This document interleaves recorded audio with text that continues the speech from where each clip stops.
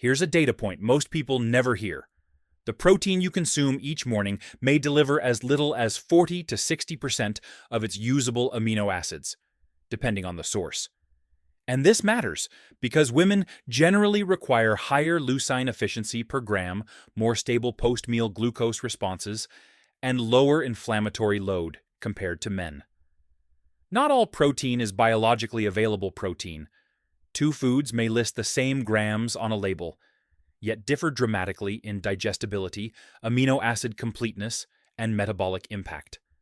So today, we're ranking the best and worst protein sources for women, using actual scientific criteria: DIAS, leucine density, fiber interaction, hormonal load, and inflammation markers. And the findings are counterintuitive. Several plant proteins, especially when combined correctly, outperform commonly consumed animal proteins in metabolic efficiency, gut compatibility, and micronutrient synergy. Because at the cellular level, the protein you choose can modulate inflammatory pathways or amplify them silently over time. To understand which proteins truly work for women, we have to start with one metric: DIAS, the Digestible Indispensable amino acid score. DIAS doesn't measure how much protein you eat. It measures how much of that protein your body can absorb and convert into something useful: muscle repair, hormone synthesis, immune support, neurotransmitters. For example, two foods with 20 grams of protein can behave completely differently in the body. One may deliver nearly all essential amino acids. Another may provide barely half. Especially if it lacks leucine or is poorly digested, women are particularly sensitive to this gap.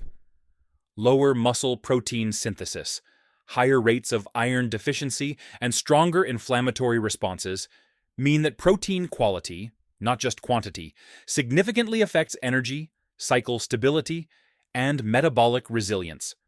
This is why plant proteins often perform better than expected. Many of them have slower glucose release, higher micronutrient density, beneficial fiber-amino interactions, and fewer inflammatory compounds common in certain animal proteins. When we rank protein sources, we evaluate 5 variables: DIAS, leucine concentration, micronutrient cofactors, inflammatory potential, digestive tolerance, crucial for women prone to bloating or gallbladder sensitivity. With these criteria in mind, the ranking becomes clearer, and several popular proteins drop much lower than most people expect. Let's begin with the lowest-ranked protein sources, the ones that look adequate on a label but underperform biologically. 1. Processed meats.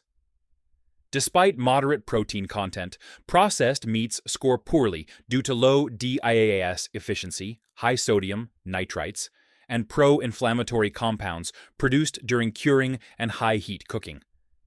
These factors correlate with elevated CRP levels and reduced metabolic flexibility, especially in women.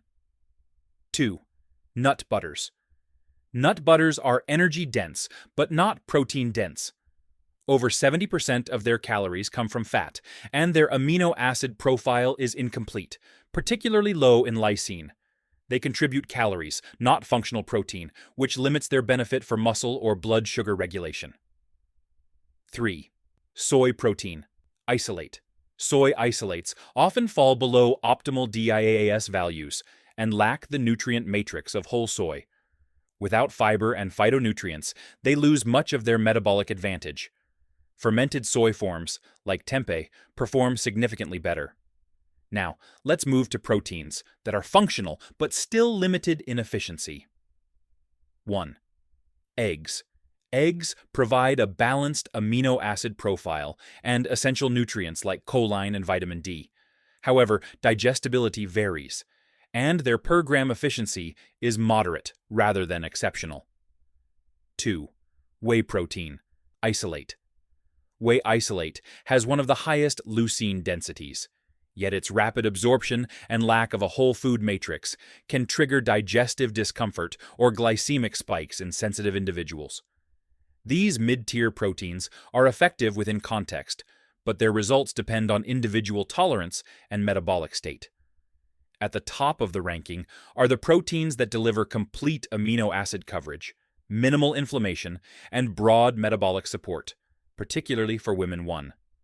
Legumes, lentils, chickpeas, beans. Legumes combine moderate protein levels with fiber that stabilizes glucose and supports gut microbiota. When paired with grains, their amino acid balance rivals animal proteins. They enhance insulin sensitivity and provide sustained energy with low inflammatory cost. 2. Plant protein blends. Pea plus rice. Pea protein is lysine-rich. Rice adds methionine.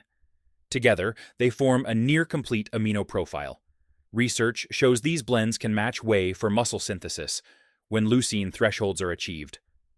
3. Hemp and Sacha inchi.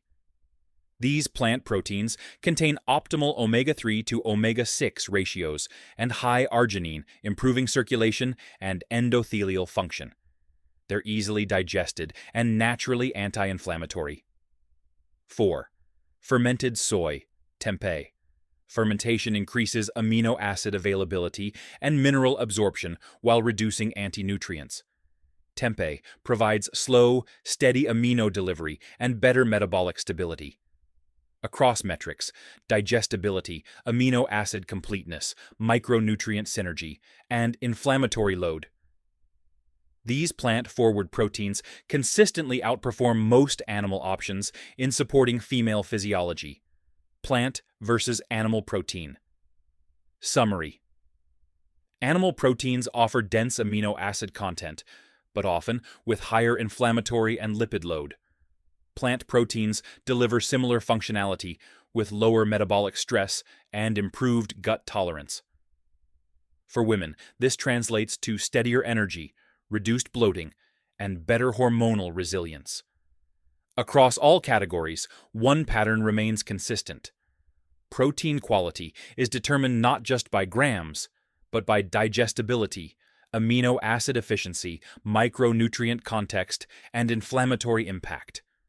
For women, these variables translate into measurable differences in energy, metabolic stability, cognitive performance, and long-term hormonal health. Plant-forward protein sources, particularly legume combinations, structured plant blends, hemp, and fermented soy, offer high biological value with lower metabolic cost. Selective animal proteins, like skyr and certain fish, complement these benefits when used intentionally. In practice, the most effective approach is not choosing one category over another, but choosing proteins that support your physiology rather than challenge it. If you want to explore how protein timing and distribution influence metabolic outcomes, the next deep dive is available below.